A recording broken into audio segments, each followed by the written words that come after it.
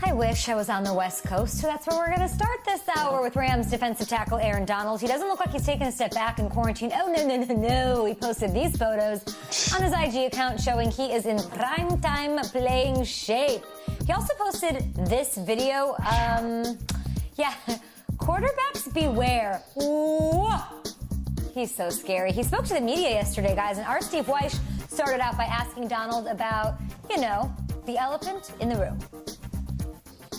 I gotta ask you about the background, man. Is that a constant? I just got to show y'all I'm still working. I know that's a recent. Just showing y'all I'm still working and I'm still grinding. I got to show my progress. I did this 2 years in a row to the point where I wasn't there, and I'm still training, still working, keeping myself in great shape.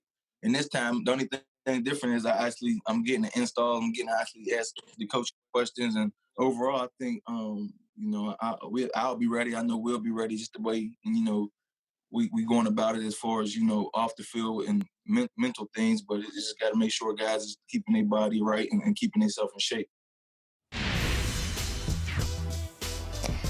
I need that to become one of those viral sensations where everybody takes a picture like that in front of a picture like that. Okay, taking a look at the additions and losses for the Rams.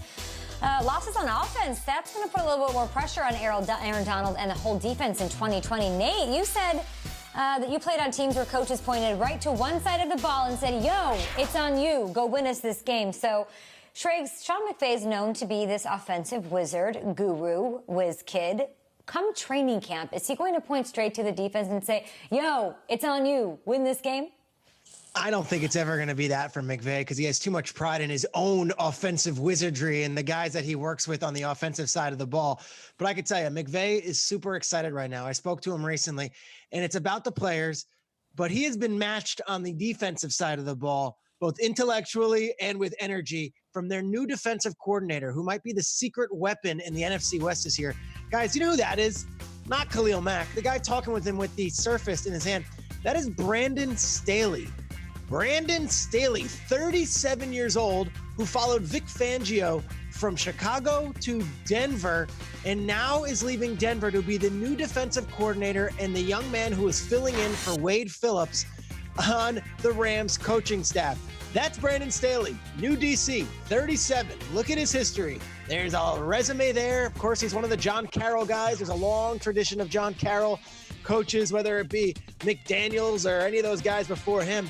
But this might be the secret weapon for the Rams. Staley brings energy, he brings youth, he brings enthusiasm.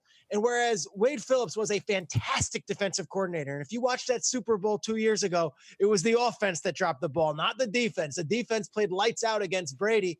It was time to move on. And this offseason, Brandon Staley is challenging McVay. He's pushing back on McVay.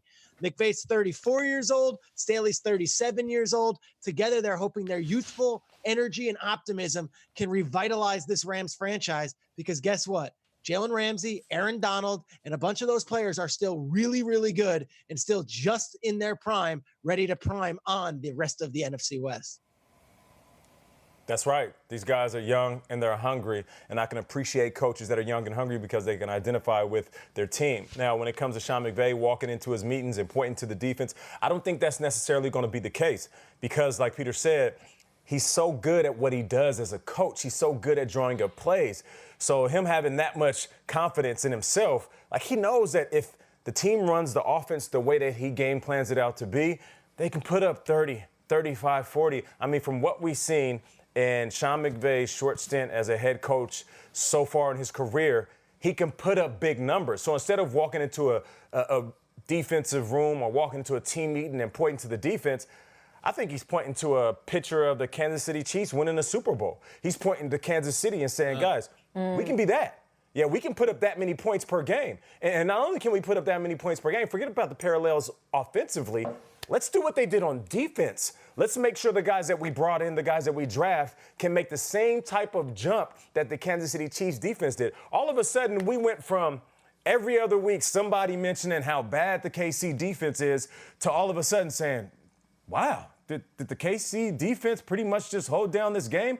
Did the KC defense pretty much sealed the Super Bowl win, and I think that's what the narrative has to be. There has to be a shift, which means the defensive pressure is going to be just as strong as the offensive pressure to go out there, compete, and be productive.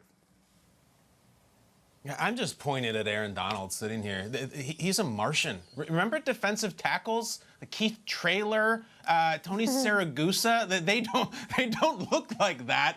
And yet, I think the answer is no. Of course, McVay's not going to point at the defense and say, you take over.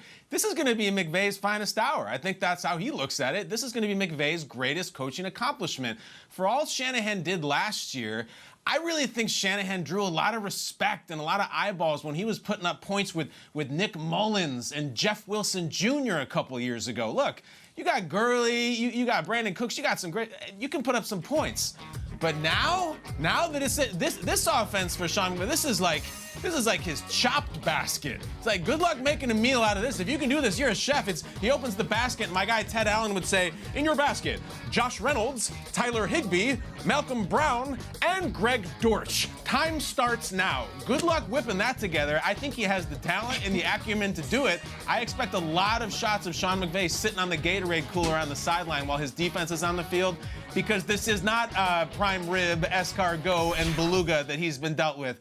It's some, ingredients maybe you get at the 99-cent store, but I still think he can make them taste good, and I think this is going to be his greatest accomplishment this year.